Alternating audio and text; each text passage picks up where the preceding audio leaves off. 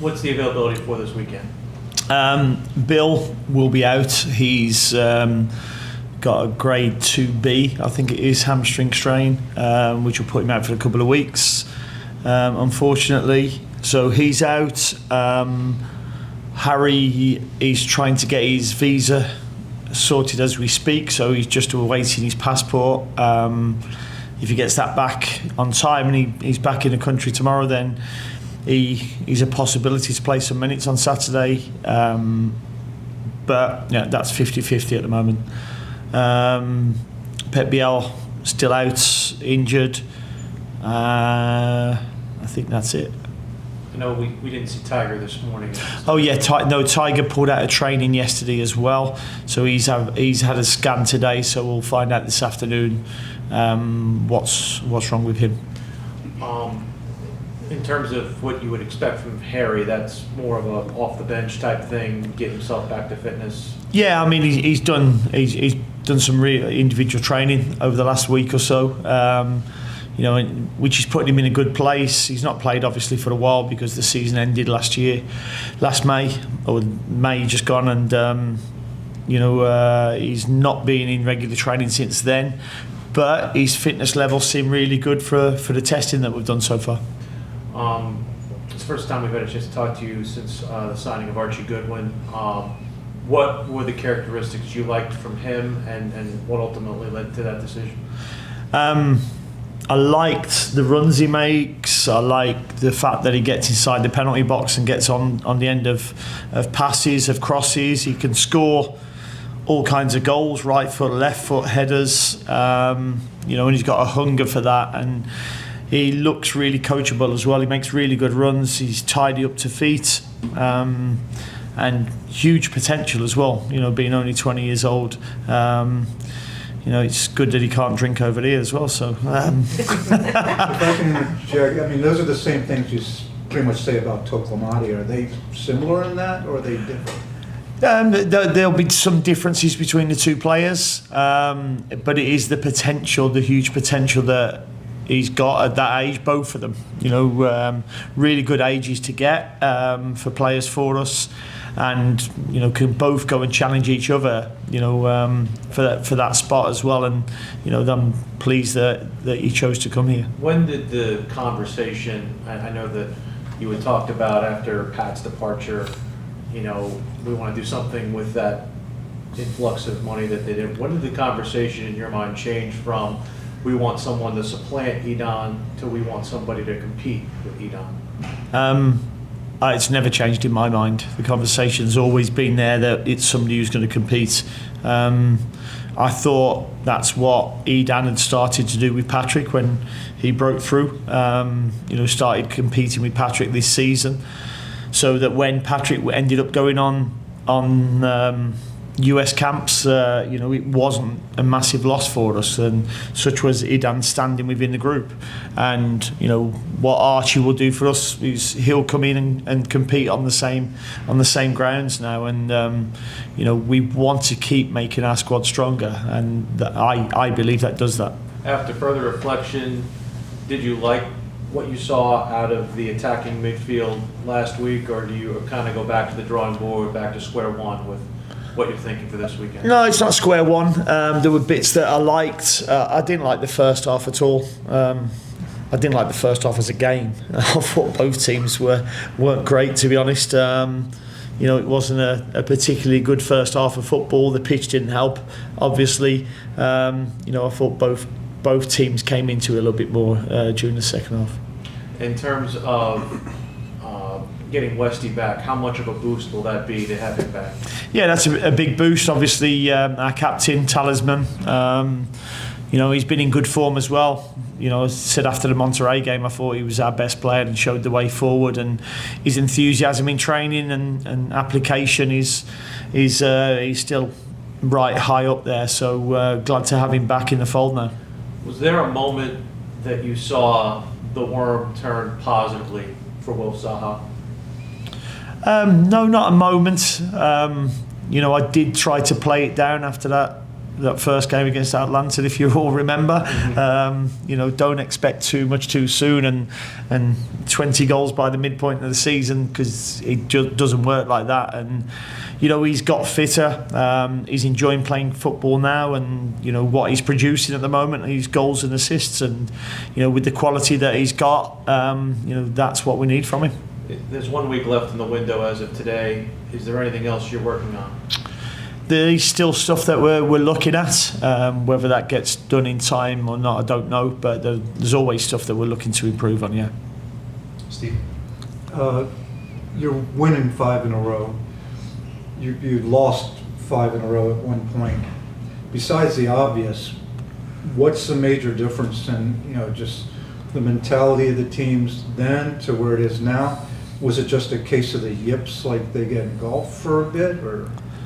I mean, if we're stating the obvious is that the away games, you know, and that has been the major thing.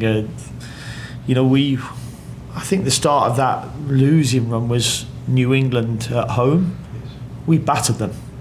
You know, we should have comfortably won that game 3 or 4-0. Everything but win. Yeah, and you know, it was even a questionable goal against us that went against us, but that can happen in football. And you know, we had some tough games then. You know, we went away from home to Columbus, real tough game. You know, at their place. So we had some tough games at that time as well. But we also, you know, it was a long time on the road, and we never got the results that we deserved sometimes, and we got the results that we deserved other times. But there was also mistakes that were not in the norm for... No, and individual mistakes were a lot of the goals. I remember going to Red Bull and conceding 2 penalties that, you know, the 2 players who gave them away would never normally do. You know, so and maybe you can put that down to a little bit of mental fatigue for being on the road so long. I don't know, because I've not been through a stretch of games like that before. But you know, we knew that the run of games that we had, it would turn around with the squad that we've got. We're also getting fullbacks back as well. You know, sometimes, you know, he's using a bit of polyfiller just to fill a few gaps with players, and you know, we're not having to do that at the moment. Well, you're not coaching any differently in this than you were at that time. No, not at all. Not at all. So just someone pissed off a witch doctor? Or... Yeah, probably something like that, yeah. Carol? Is Australia still part of the Commonwealth of Great Britain? I believe it is, yeah. Yeah, I think they still say God save the King. Are they, can you kind of compare the level of play with that league? The A-League's a good league. I've watched it quite a while. You know, I've seen players go over there. I've seen players come from there as well. You know, we were aware of Archie for probably the last couple of months. Our recruitment team will have been aware of him before that. I spoke to his previous coach probably 4 weeks ago as well to find out about him and the sort of character he is, the type of player, the type of things that we'll be looking at. You know, and he was really positive about him as well. So, you know, we've done our due diligence on the player, and he'll have done the same on us as well. And yeah, it's a good league, and you know, at a young age to become like, I think he got the golden boot or joint golden boot last year. You know, it's a great achievement. So to get a young player like that and bring him here will be good for us. Do you have any idea the kind of timetable on his availability? I mean, I don't know. I mean, I've said before, some clubs seem to get visas a lot quicker than others. Is he 100% healthy? Because he was... No, he's 100% healthy. Yeah, he had a slight calf. I think he missed the first week of pre-season, but he's done then three or 4 weeks. Yeah, so do he's they fine. have to practice on the side before they get a visa? Yeah. Yeah, they're not allowed to group train. Okay. And Tiger Smalls, was it a leg muscle? Yeah, hamstring. He felt his hamstring in the first running training yesterday. You know, so we're unsure how that is yet until we've had the scan. It doesn't look like more of a tightness than a pull. Okay. And the things that you mentioned, also looking at in the window, is goalkeeper one of those where you feel like you need to add some depth, or? We're always looking to add depth. We want to add to the squad and make our squad stronger all the time. So, you know, all areas. If it makes our squad better, then we'll look at it. Okay. And I saw there was a magician in here this week.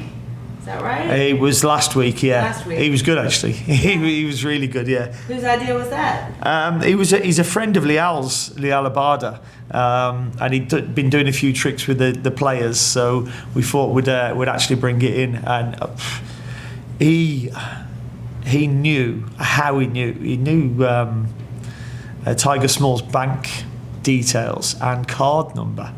Like his PIN number? Yeah. Oh my god. Wow. It was incredible. Was that the most impressive one? That was, well, no, he came up with this number at the end. Like, everybody was putting numbers in the calculator and adding it up, and it came to this ridiculous number. And he put the number up in front of us on a piece of paper. He unrolled it and then turned it round, and it was Charlotte FC. No way. It was incredible. Yeah, really good. Is he like former Vegas guy? Like I don't know. I'd have to ask Leo, to be I fair. mean, I'm sure that's pretty impressive. It was very impressive. The lads were impressed, that's for sure. Yeah. That's good. Jaquil Marshall-Ready not playing the Cincinnati game, did he need a rest? Or? Yeah, he needed a breather. He's one who's played most of the games, and we've not been able to rotate him simply because he's had to plug gaps for us. He's made a couple of mistakes that we've coached him with, and he's getting better all the time. I love working with him. I love the coachability of the lad, and great attitude to want to get better. But yeah, that was just a decision we could make, having Nathan Byrne back. Yeah, and then in the Monterey game, at some point you switched Byrne and Jaquil. What was the decision there? Because then obviously we saw Byrne play on the left against Cincinnati. During the first half, I think I had Brandon and Jaquil on the one side, and Brandon played a load of minutes, and I just felt if I changed them both round at half time, I could continue coaching him on my side. Okay. Yeah, Nathan's got a lot more experience, so it just helped having him on my side of the pitch. Yeah, thanks for that. That's good to know. You guys have 28 second half goals, and last week 27, so it was like the most in MLS. Is there something to the second half this season for you guys that you can point at and are like, okay, we figure it out in the next 45? Like, what is there a reason to that stat? My half-time team talks. No, no. I mean, I think it shows the fitness of the boys. It shows the resilience as well, and the fact that they don't stop. And I'd much rather score second half goals than first half goals, I must admit, because there's less time for people to reply to them. Yeah, totally. Yeah. And then Tim playing in that center back role, he's been winning and like intercepting a lot of the oppositions through passes. What do you feel like that has done for your midfield when he's in that role? I think he's calmed us down an awful lot. His use of the ball has been really good as well, but his timing and interceptions, he reads the game really well. That's why he's played at the highest level and will continue to do so, with the national team as well. I'm sure for the World Cup at the end of the middle of next season. But his form has been a big plus for us, and we're happy to see that. Yeah. RSL, they play this box midfield, which maybe they'll change without Diego Luna, maybe not, probably not, but how does that maybe impact you guys in the midfield? And obviously that leaves space in the wide areas for you. Yeah, I mean, we've played against a box midfield a few times already this season, so we know how to play against it. It may change with Luna suspended. I mean, I did read he gets suspended for 2 games. Did he? I didn't see that. It's because he's got a yellow card accumulation and a second yellow. Oh. I don't understand that rule, I must admit. And the lad who committed serious foul play against us, who got sent off, just gets 1 game. How does that work? So again, the yellow that he accumulated had 5. Yeah, but that's serious foul play. No question. And then the second one is a red card So serious foul play is only 1 game. Unless there's more to it. Wow. You don't get only 1. Sorry? That was like- I was amazed. That was, you get arrested on the street. I didn't understand when I saw he got 2 games for 2 yellows. It's because the second yellow was turned into a red card. I understand, but what normally happens is you get 2 yellows and you get the red with it. Yeah. So then the yellows have gone and you get a 1 match ban for the red and you just stay on 4 yellows then. Right. That's what more I- sensible, isn't it? Okay. I don't make the rules. Okay. But yeah, the midfield, I guess. Yeah, sorry, back to midfield. I was there. Yeah. Yes, I suppose so. They may play a little bit differently. They still press you in a 4-4-2 shape, but with the ball, at times they almost build with 2 in the goalkeeper, a 4 and a 2 and a 2. So there's a couple of different formations I've seen them play, but. We know we've got a tough game. They've won 5 out of their last 8 MLS games, so they're in good form at the moment. They got beat last game against New York Red Bulls, but it was a tight game. I think both teams had a player sent off, so we've got to be at our best, whatever, whether Luna's playing or not. Okay. And then Will kind of asked about Zaha in the central area, but just maybe his partnership with Toklamati, is there anything you saw because Zaha's more central that you liked, or do you like that combination when Zaha's a little bit wider?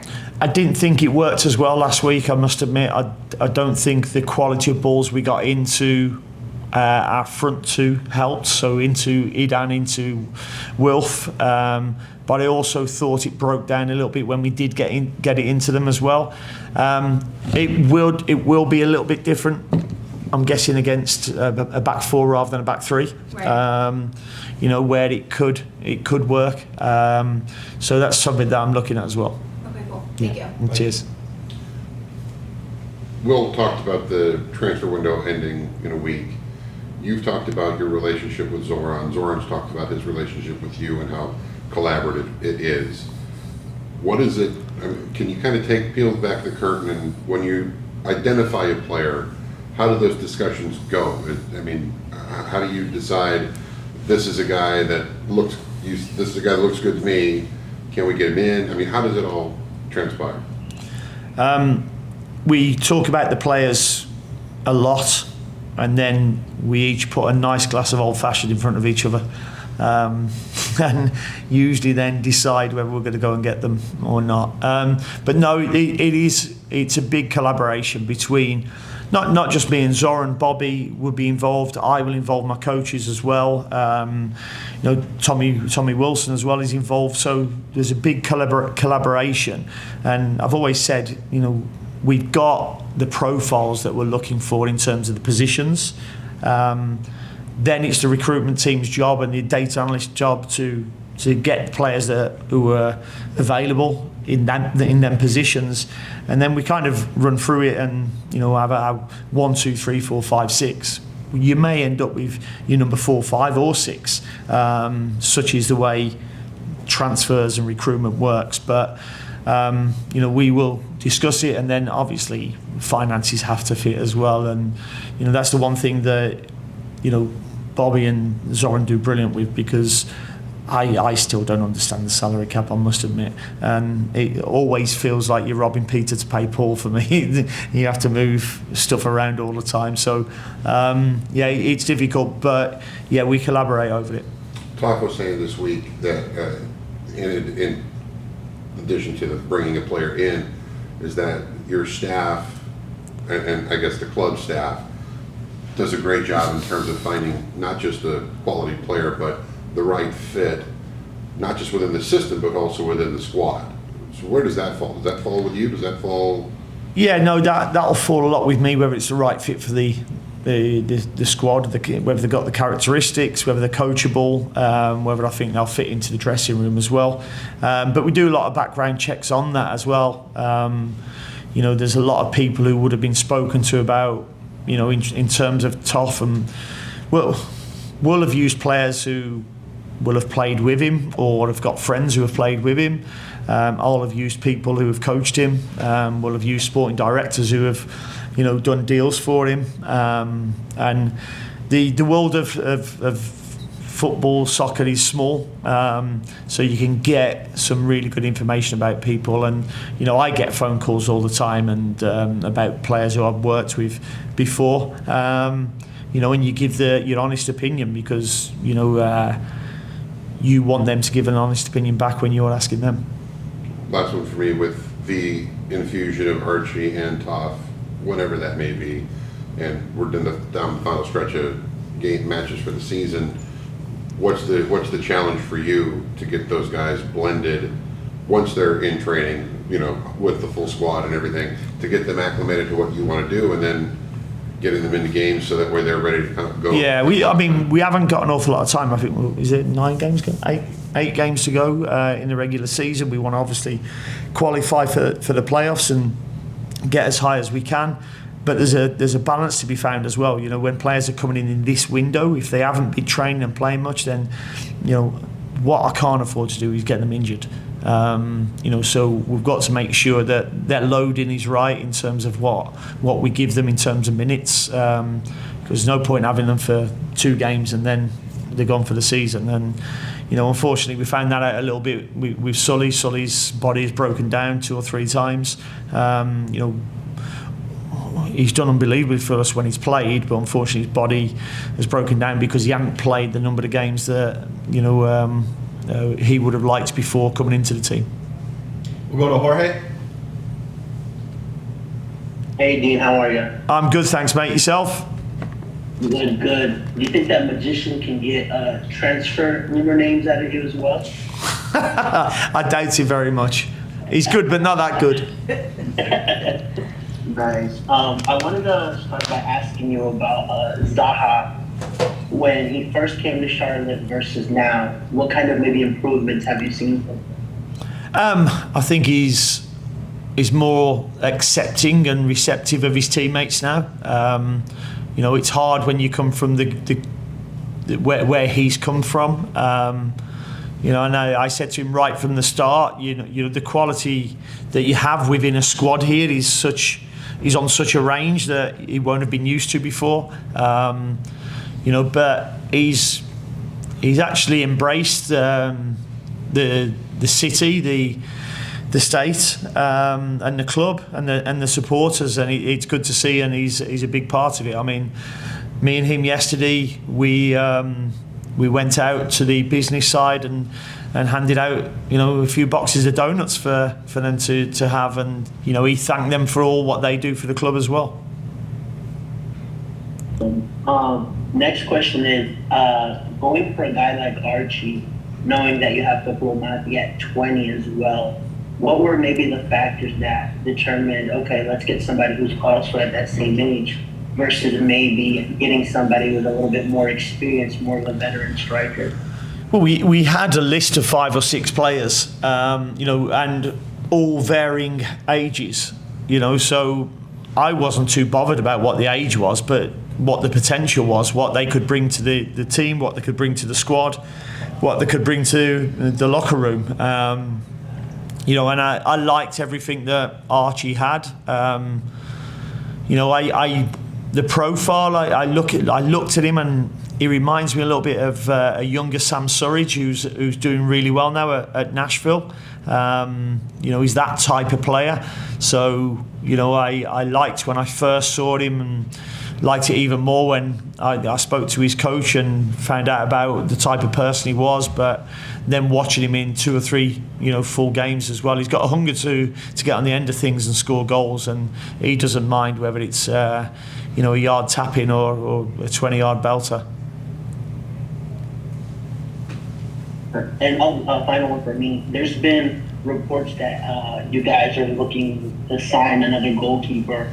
I wanted to see, is that a position that you're looking to strengthen? We're looking this transfer window. Yeah, we're looking at all positions to strengthen. You know, that is what we want to do. We want depth within the squad. If that's a goalkeeper, right back, left back, centre back, we're looking to make the squad better all the time and improve all the time with each window that we go through. Nice. And adding, I guess, if you were to add a goalkeeper, is that more a depth piece or someone to fight for the starting position with Kalina? It depends who it is.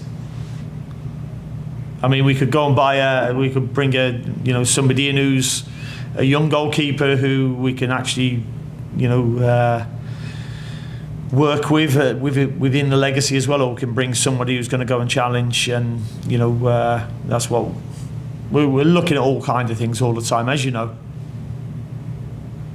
Thank you. Cheers. And we'll wrap up with Charlie Bone. Hey, Coach, this is Charlie Bone from MLS Soccer. Thanks as always for your time and insight. I had the same question that Jorge started with Wilfred. I know there's a learning curve on and off the pitch with life in MLS in North America, and I know you touched on it a bit, but just curious to how you've seen him maybe adjust. You spoke about the squad, maybe the style of play and all the different demands that are so specific to MLS. Yeah, I don't think it's been about an adjustment within the club. There's going to be obviously new things for him that he hasn't experienced before, the amount of travel. But I knew the heat was never going to be a problem. He's, just been playing over in Turkey. He's played plenty of games, for the Ivorian Coast as well. So the heat and the humidity he could deal with, that wasn't a problem to me. The travel was always going to be different for him, and the games will be different for him as well. He won't have been used to playing on turf an awful lot, so that would have been new to him. But yeah, as I say, he's embraced it. And I said after that first game, against Atlanta, when he scores and gets an assist, that don't expect that every game, because that doesn't come that quickly. And I could see other people saying, "Oh yeah, that's what he's going to do." But I think that's disrespectful to the league to expect somebody to come and do that. Not even Lionel Messi does that. And there was a couple months ago, I guess it was, people took a bit of notice, I guess, at some of his social media posts that suggested he felt he'd been excessively criticized or was maybe getting blamed for things. I just wonder if you saw that play out from the inside, and if maybe there's a silver lining to having a player like that with maybe a bit of motivation in that sense. Yeah, I'm not a social media guy, so I have no idea what's going on out there, and don't want to know, if I'm honest. I think if there's something out there, my son normally polices it for me and lets me know if it's important enough. But I like the fact Wilf has an opinion, and he's happy to stand up for his opinion as well and voice it. I don't agree, with everything that everybody always says on social media, and sometimes it's probably best to say nothing. But I'm not in this modern world of social media, so I can fail to comment on that a little bit. Do you feel he's embraced the leadership aspect of being a designated player in the spotlight? Yeah, no, he's definitely embraced that. You just look the way he dresses. He's definitely dresses like a designated player, doesn't he?